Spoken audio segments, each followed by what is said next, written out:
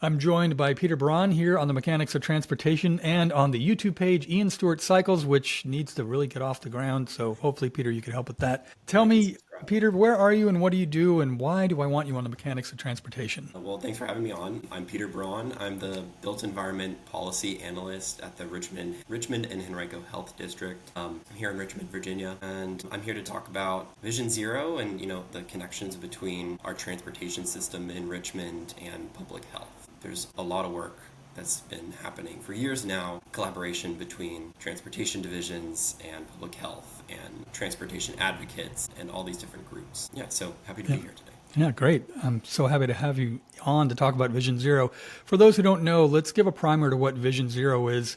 It started, I probably don't know exactly where it started, but it didn't start here. It didn't start, I think, in the States. Can you kind of give people a primer of what Vision Zero is and what it means and maybe what its end goal is? And the end vision, by the way, is a different year, I think, for whatever locality adopts it too, right? So Vision Zero is really a global commitment of different communities that want to see zero transportation-related fatalities and serious injuries in their community. It's a commitment to reaching that goal of zero. And there's hundreds of communities around the world that have made this commitment. It started in Europe and then came to the United States. And Richmond, Virginia, committed to Vision Zero in 2017. In 2016, Richmond City Council adopted a resolution saying we want this to happen in our community. We recognize that transportation violence is a really big issue in our city. And then the following year, the mayor at the time, LeVar Stoney, made a commitment and rolled out this program to achieve that. It's really a beneficial program to lower all the traffic fatalities and violence that you mentioned, and that we could talk about that too, just in terms of terminology, because even how we frame traffic accidents or mishaps or whatever is a big thing. We could talk about that in a moment. But so the city's Vision Zero, being launched at that time back in 2017, I was here for that, and the city, had some bike lanes, they were okay. But a lot has happened since then, right? I mean, I think, let's just parcel out. The city's improved quite a bit since then. Yeah. What do you think?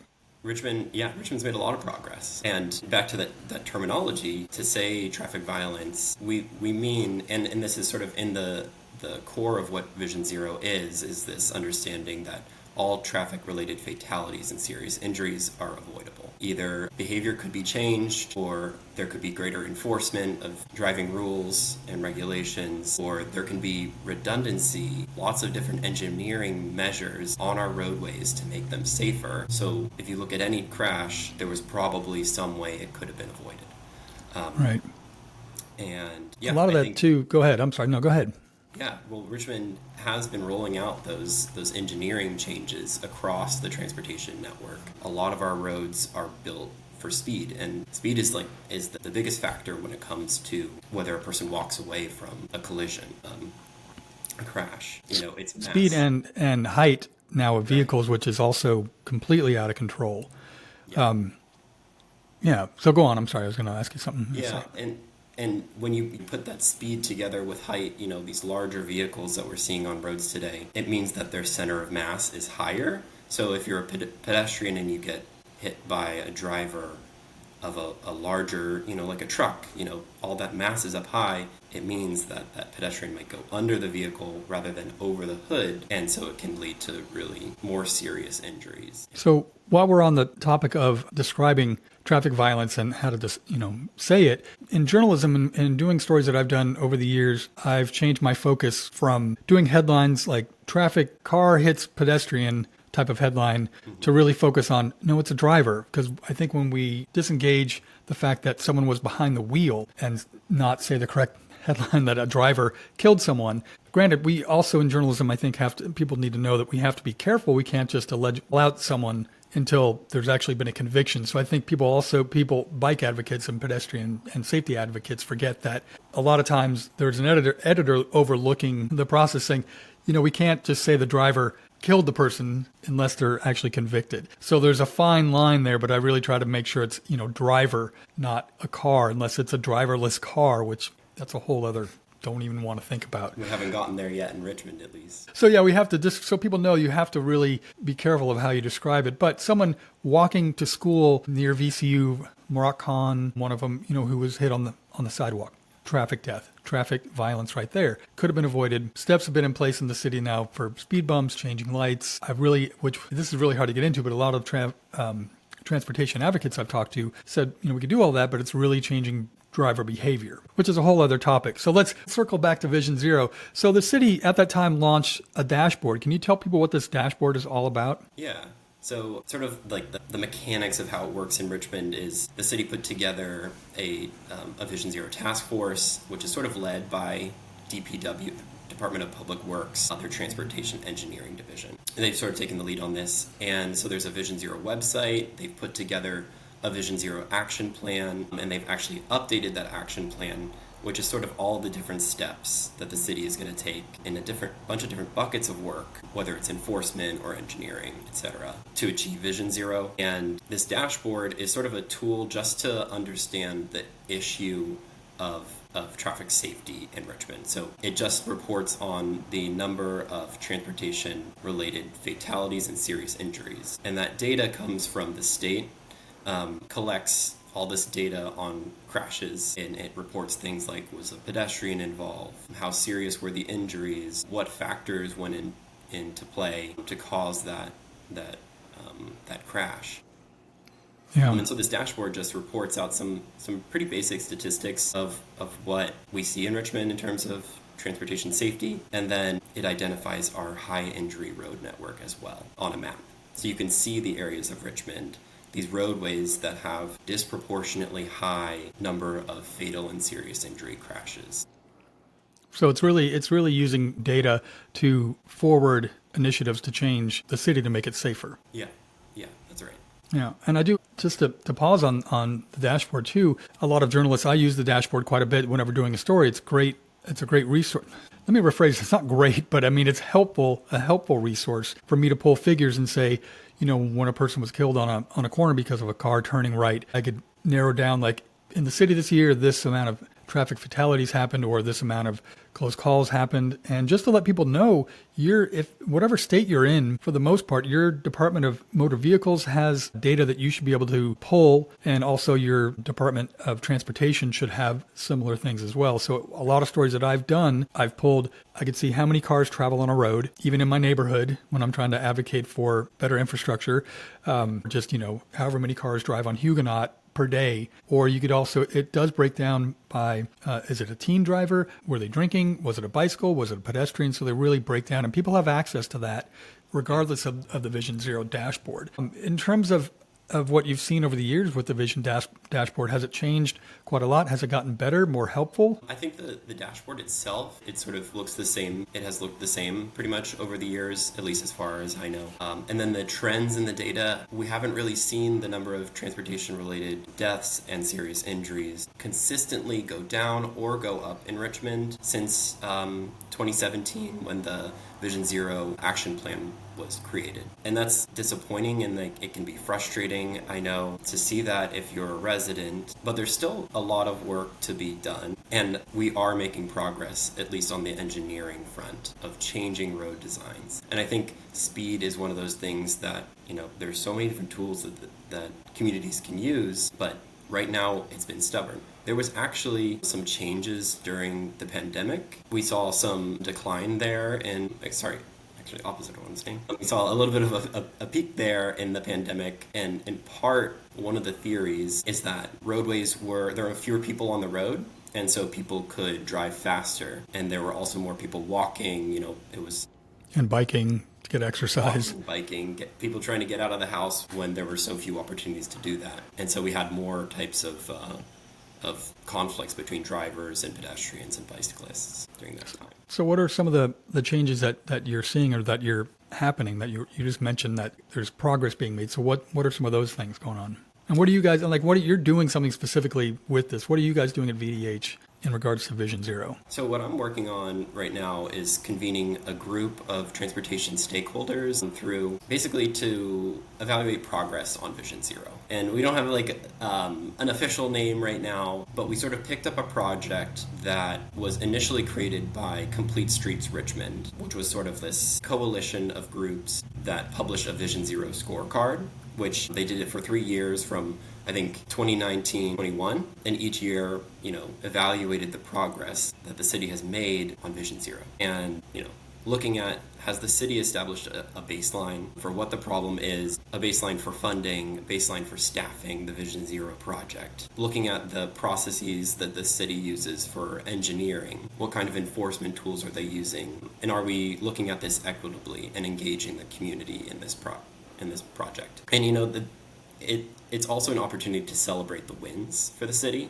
I think one of the things, at least for this round, going through this evaluation with these partner organizations, is we're seeing, the city has really secured a lot of funding to do road diets, to implement bike lanes, to do some system-wide changes like high visibility backplates, install pedestrian hybrid beacons, and stripe more pedestrian crosswalks. Like, changing factors in the system that actually support walkability and bikeability of the city. Yeah, I try to highlight that a lot of times when I'm doing reporting or doing one of these podcasts about the city, as much as a lot of transportation advocates or transportation wonks, I guess, whatever we want to call, people who are concerned about it, we're all concerned about the same thing, I think, but some, I think, tend to jump on the city for not doing it faster, quicker, and more, which of course we all want, but I think people forget that it takes money and it takes time and it takes sometimes legislation, thinking of speed cameras, things of that nature. So anytime to give the city credit, what I mentioned before was, they've come a long way. There's a ton more bike lanes, as you mentioned.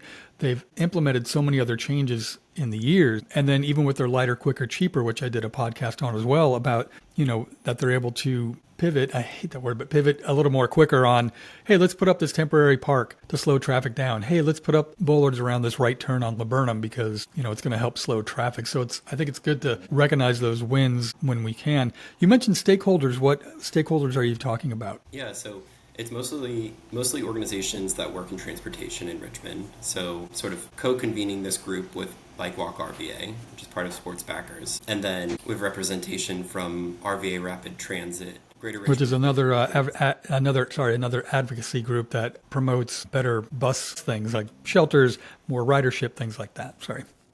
Yeah, far-reaching and frequent transportation, I think, is like their tagline. Yeah, we have Greater Richmond Fit for Kids, which of course is the organization that runs the Safe Routes to School program, which is currently experiencing some funding changes at the state level. Right. To let people know, I'm going to break you off there too. I did a story on that. So if people want to see a story on what's going on with Safe Routes for School and through Fit for Kids, go to Virginia Mercury and just type in Safe Routes for Schools, or it should come up, or you could type in my name.